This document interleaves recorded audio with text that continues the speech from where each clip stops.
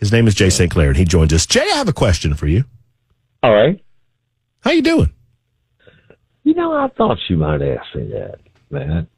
And I've given that a lot of thought. And there's a lot of different ways I could go with it, but I'm going to give it to you straight. I think the only way I could be better this very moment if I were Uga.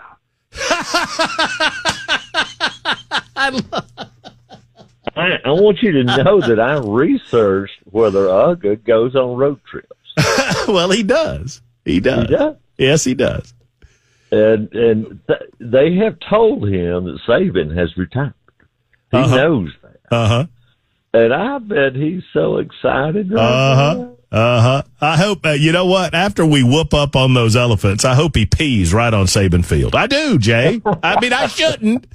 I'm not saying it's right, but I do. What game? There's this iconic photograph of like a wider, somebody going out of bounds. Right where Uga is. And Uga takes a snap at him. Yeah, it is. I know exactly the photograph you're talking about. It's Georgia-Auburn. Yeah. And I want to say I have, what was his name? Robert. I want to say it was Robert. Somebody on the super text line will know. I think his first name was Robert. But it was now Uga's handler swears to this day, Jay, that Uga wasn't trying to bite him, but it sure looks like it. Has he seen the picture? I think he's like, no, he was just excited that somebody was coming up to play in Italy. If y'all have never seen the picture, look. I think it's Robert Baker. Oh, I'm looking at the picture right now. It's from the Montgomery Advertiser, and it's Auburn wide receiver Robert Baker, and he's going out of bounds. And the best part about the picture, Jay, is he dropped the ball. Thank you for reminding me. That's good. Well, yeah, Uga's going to have a tough time Saturday night, tomorrow night. I believe that's true. Well, we'll see. We'll see. Well, I mean, Tennessee's got an opportunity to whoop up on Open this week, so I hope they take that opportunity. Don't go there. No. That joke. Yeah. I mean, no, I was a part. Look, that happened to me in real life. Way back in the day, but I wouldn't do that in front of mixed company. Jay, I got a lot of questions coming in. On the membersnutrition.com super text line. And I invite those 615-737-9986. If you would like to be a part of the show and you'd like to ask your legal questions, that way you can do so. If you would prefer to call in, you can do that. Mine is involving this Eric Adams story in New York, Jay. I followed it. I read the initial story, so I followed it briefly. I don't know. Right. I'm certain you've seen it, maybe had a chance to look into it. What do you make of what this is you could argue that mayor of New York City is the most stressful job in the world. You can make that argument. Yeah. Because you're so much closer to the ground in terms of crime and all of these day-to-day activities that you have to do to handle. All politics is local. Well, that's right. And so I have a hard time believing that the mayor of New York City, Eric Adams, has any time for bribery, but apparently that's what the federal government is charging him with. He's got a lot of time for bribery, man. I have read the indictments, and it stretches out over like 9 years. 9 years, man. Wow. It started before he became mayor. He was the head of one of the boroughs, maybe Brooklyn, or I forget which one. It is chock full of details. It's a bribery case. They've got other stuff. It was foreigners that were bribing, so there's also some foreign campaign contribution stuff. But it's basically bribery. For years, man. For years. And they got a lot of detailed facts, which tells me they've got electronic evidence to support all this stuff.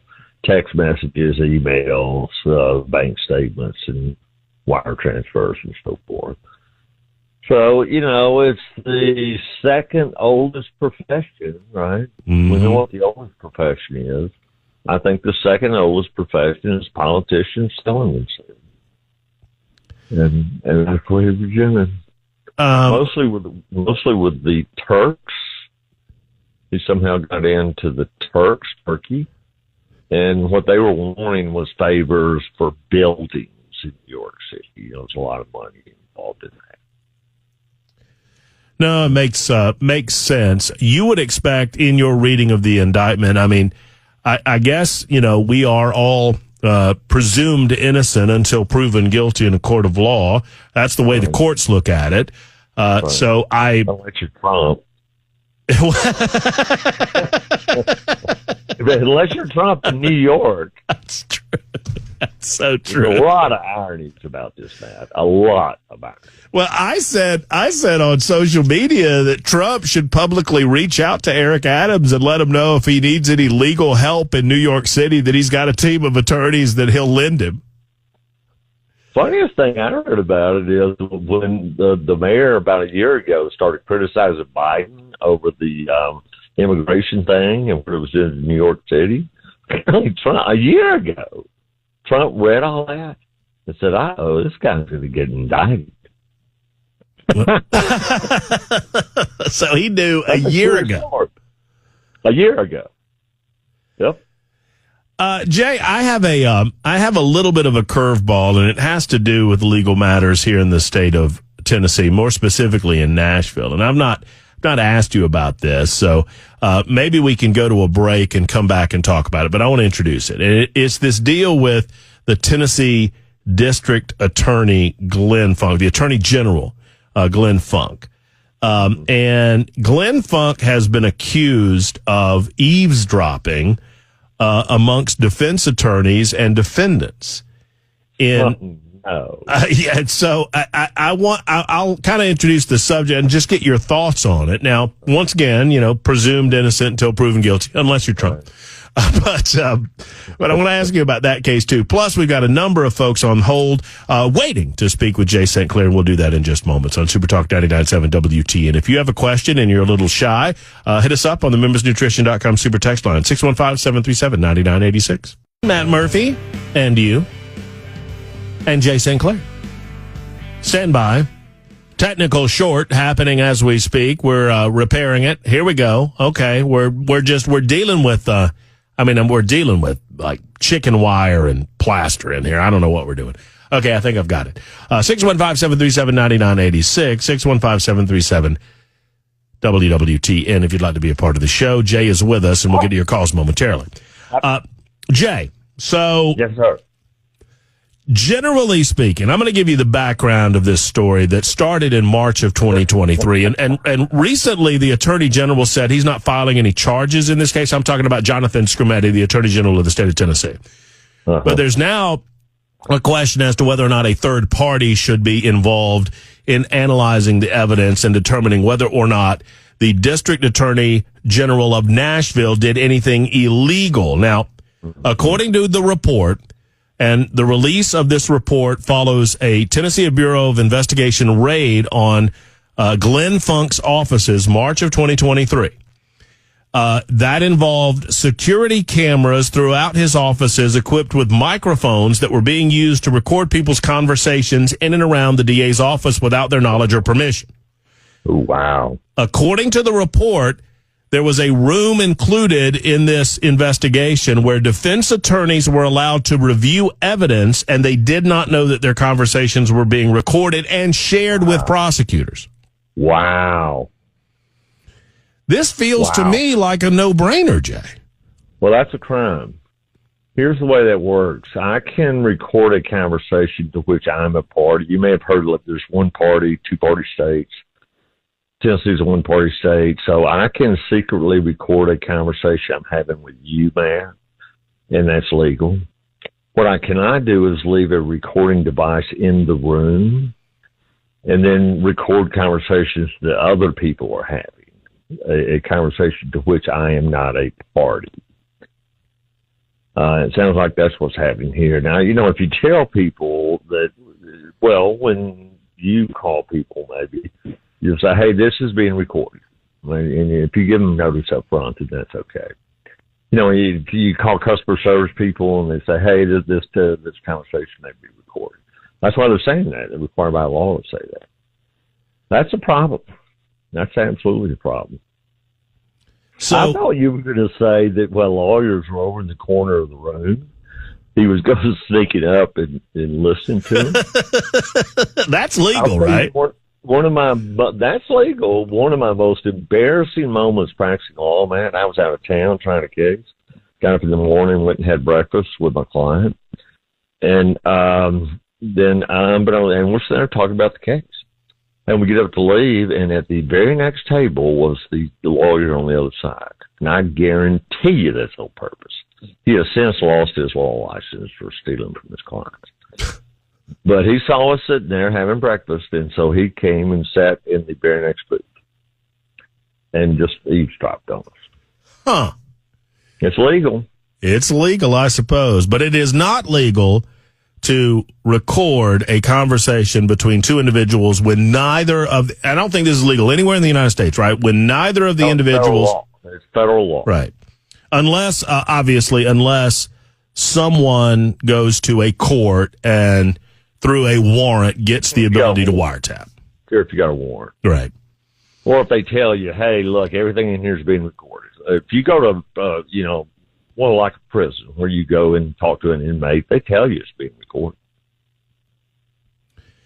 Well, I mean, in this case, the Attorney General, whom I have great respect for, Jonathan Skrmetti, has done a great job since he was appointed as Attorney General. His office issued a letter, and in that letter, he said that he did not find enough evidence to guarantee a successful prosecution of Funk or anyone on his team. And I think that letter was carefully worded. Oh, yeah. He didn't say a crime wasn't committed. Right. It reminded me when I read the letter, Jay, you've seen these situations in football where they, the refs on the field will, call a play one way. Like, it was a fumble. Right. And then they go to the review booth. That has to be conclusive evidence to overturn. Mm-hmm. And they will either say that a call was confirmed or the ruling on the field stands. There you go. And when they say the ruling on the field stands, that gives them, so like, man, we might have got that wrong, but we got nothing to prove. That's exactly right. And I feel like this was the Attorney General of the state going, I'm going to say the ruling on the field stands here. I don't feel like we're going to convict. And obviously this would be a hotly politicized situation if they were to decide to bring charges. Oh, that's very well said. That's a really good analogy. And that may have to do with whether anyone from the DA's office actually listened to the stuff. It may have been getting recorded, but nobody may have actually listened to it or used it for any purpose. But honestly, the simple act of recording is illegal. Well, and Todd writes in and says, I'm not defending Glenn Funk here, but were there not signs saying that there were cameras in use? And that's the wiggle room. There were signs in the courthouse that said that security cameras were in use, but there was nothing indicated that they were recording audio. Yeah. Okay. Well, that's squishy. It starts getting gray. Yeah. I mean, I get it that it gets gray, but and they were also recording audio in rooms where I would argue that if I'm a defendant and my defense attorney's in the room, I would presume that we're talking by ourselves, right? Absolutely. No, absolutely.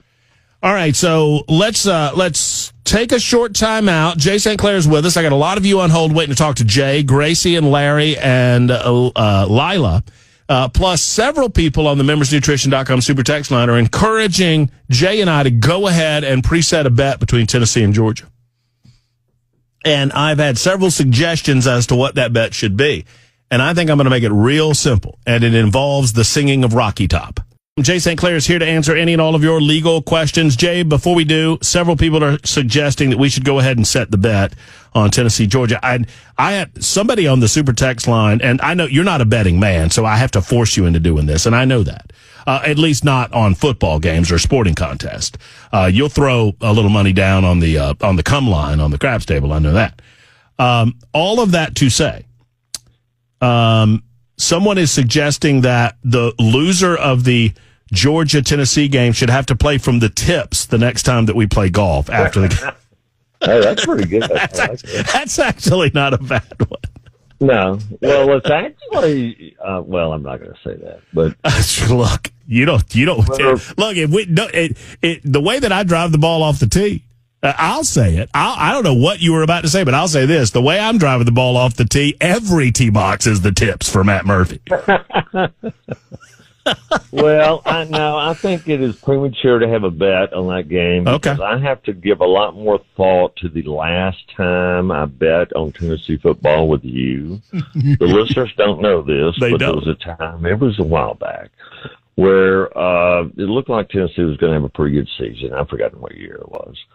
And there was a really special guy who has a special needs daughter, and he was putting on an event to raise some money for her. Dustin Chandler. That's right. Participate in it, and I said, well, I don't really care to do that, but I'll tell you what I'll do, man. If Tennessee goes 5-0, because I knew Florida was the fifth game, and this was back when they were really good. If Tennessee goes 5-0, I will go skydiving with you. Mm-hmm. And Tennessee went 5-0. Mm-hmm. They did. I lost that bet. Now, let me tell my version of this story. Okay. Which is, I know, and I've seen it with my own eyeballs. Jay and I took a trip with our then significant others out to Hoover Dam. And I watched Jay fight his fear of heights. Jay has a legitimate fear of heights. I mean, and when I say legit, that means Jay told his brain, or let me get this right. Jay's brain told his body, I want to look over this edge and I want to look at the Hoover Dam. Right. And Jay's body said to his brain, no. It happened. We're not doing that. And I watched it happen. I watched Jay say, Matt, I want to do this. I want to walk to the edge and I want to look over. And I was like, okay, Jay, well, let's do that. And Jay couldn't do it. He couldn't do it. His body wouldn't let him. And so this same man that I watched that happen to said to me on the radio, Matt, this is my best Jay impersonation, Matt, if Tennessee goes 5, I'll tell you what I'll do. Because you were like, no, I'm not jumping out of an airplane. I'll tell you what. Tennessee goes 5-0, I'll jump out of an airplane. And he just a big smile on his face because you just knew that Tennessee wasn't going 5-0. That's right. I absolutely knew it. But here's the deal. They did, and you did. And I think you had a good time, though. Oh, it was great. It was great. I'll never do it again. Well, you've done it once. But I'm glad I did it. We'll see. There's a lot to happen between now and then. Oh, yeah. We'll figure it out. Teams have to play Alabama. It's too early. We got to wait until the week of the game. Okay, we'll figure it out. We'll get there. Yep. All right, let's see. Little Lila has a question for Jay St. Clair. She's calling out of Columbia. Lila, good afternoon and welcome to the Matt Murphy Show. How are you? I'm well, thank you. How are you? I'm doing great. Okay, my question is this. Let me just give a brief summary here. My husband retired 2 years ago, and he unfortunately suddenly passed away in June. Oh, wow. Yes, thank you. He had life insurance with his employer. Since he retired, he lost that. So I put some on him through my employer. Not a huge policy. Fast forward, the policy was 2 weeks short of being 2 years. So they had to, pick through it with a fine-tooth comb. This was done over the phone, voice recorded. They have denied the death benefit, stating that I answered no to a specific question when I know I didn't, because it related to blood pressure medication, which I had already disclosed. Heart disease was in his family. He had stents put in, so why in the world would he not be on blood pressure medication? They've denied that because of that. I asked for the voice recording. They sent me just the application printed out that the girl that I spoke with over the phone, let's call her Karen, checked no to this specific question when I know I didn't. I wouldn't have. That would have been ridiculous. How do I get that actual recording? I want to hear my voice saying no to question number 12. No, I'm Lila, right? Yes, Lila. Yeah. That's right. Beautiful name. Yeah. The only way to do that, man, is to get a lawyer. You need a lawyer to do this. They're never going to respond to you. But so it's just what you got to do. Where are you in Columbia? Well, actually, no, I live outside of Murfreesboro. I'm just in Columbia today. But yeah, I'm in Tennessee. My dad was from Murfreesboro. There's actually a St. Clair Street in Murfreesboro, man. I'm aware of that. Oh, yes, I did. Really? How about that? Yep. Do you know about it, Lila? I know where St. Clair Street is at. Yes. Yeah. I work in Murfreesboro. That's named after my family. Yeah, I've worked in Murfreesboro for 25 years. Yes. Yep. Oh, okay, well, that's cool. what I thought I was going to have to do, is get it subpoenaed, pretty much. No, that's exactly right. I mean, the lawyer can just send a lawyer letter, but you can badge them. I'm going to just say this. Insurance companies are really good at taking your money and really bad at paying you. Mm-hmm. Well, here's the other thing that bothers me is they sent me this letter saying, no, they were their deepest condolences, of course. And then out of the goodness of their heart, they sent me a refund check for every premium I ever paid. Well, no, I've not cashed that check. Yeah, no, absolutely. Yeah, you just got to get a lawyer, and there's plenty of good lawyers there in the Murfreesboro area, but if you can't find somebody that you're comfortable with, find me on the internet. I'm easy to find. Jay, so you know how St. Clair spelled because you've been on our street here in Murfreesboro. I do. Just shoot me an email or send me a phone call, and we'll find you somebody. Okay, well, thank you so much. This is one of those deals where you got to get a lawyer.